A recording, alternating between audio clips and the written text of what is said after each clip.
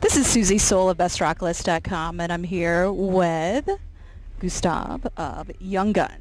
Yeah, you nailed the pronunciation of that. Thank you very much. I tried. So now you guys are from England. Yes, we are. We're a long way away from home right now. We've toured the United States quite a few times over the past 2 or 3 years, but this is our first Warped Tour. And this is nothing like the place that I grew up in. I grew up in London, so yeah, we are a long way away, but we enjoy ourselves over here. American audiences have a real appetite for rock music, and we play rock music, so it works. Yeah, I saw you guys on tour with You Me at 6, so yeah. So you have a new album coming out. Yes, we do, in September. September. Yeah, it's called Echoes. Yes. September 16th, and we're really proud of it. It's our 4th album.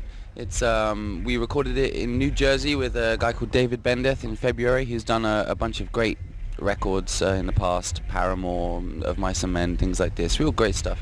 So it was a privilege to go into the studio with him. He's a talented guy, and he really challenged us and pushed us and helped us to create the best album that we've written so far. That's awesome, because your old album, Ones and Zeros, was really, really good. I love that album. So you released the Bulletproof video, which is kind of crazy. It's like... Yeah, it's a bit trippy. It's a little bit weird. It's difficult when you're shooting videos. You work with limited time and limited budgets, as with all things in music. And so you always just want to try and find a new experience, or you know, a way to present a new music video that isn't like the other 10 that you've done before. And the director came up with a cool kind of slightly film noir, trippy kind of vibe for it. So it was fun. Yeah, it's very interesting. You guys all get shot and... Okay, so I want to focus on that.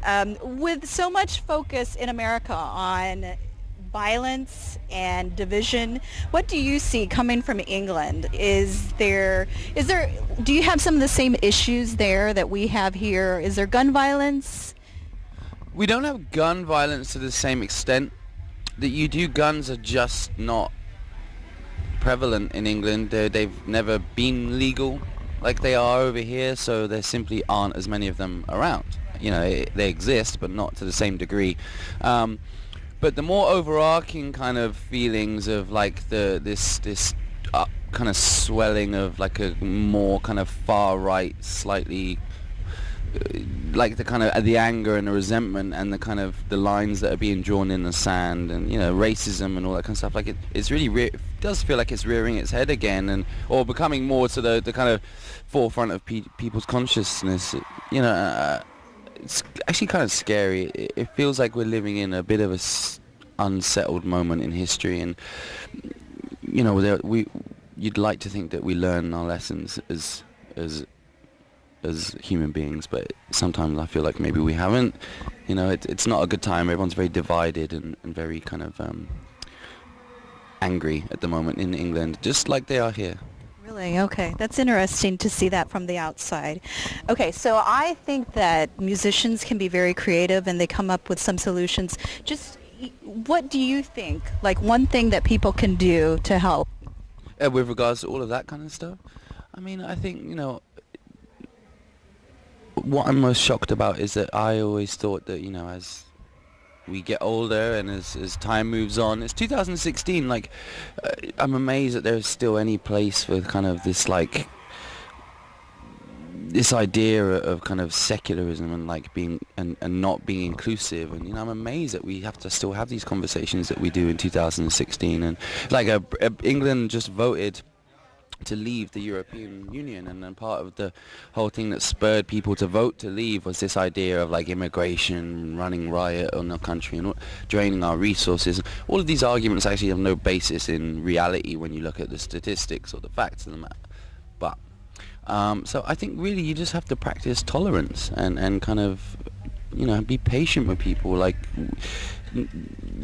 we are many hands make kind of like light work, and I don't agree with the idea that moving forward means kind of like drawing lines in the sand and separating people out. So I think it's a really, really difficult thing to do, because we're all different, but you have to practice tolerance and patience and accept people and kind of work together to build things, because that's the only way things will get done. So all I would say is, you know, just have patience and be tolerant of other people, because we are all human beings and we all deserve the same things, the same respect. You know, it's a shame to me that we even have to have this conversation. It is. It is. It's just like, it's so simple. But so you guys are from England. Do you know your ethnic background? Are you English or? I'm half English. I'm half Norwegian. Okay. So I was born and raised in London, in the centre of London. But yeah, my mum is English. I mean, if you go back a couple of centuries, she's probably has French in there and all kinds of stuff, because we all do the further back you go. But yeah, my dad's from Norway, my mother's from England, so I'm half English. All the other guys are the guy that plays bass in our band, Simon, he's half Japanese, half English. The two brothers, John and Fraser, they're Scottish.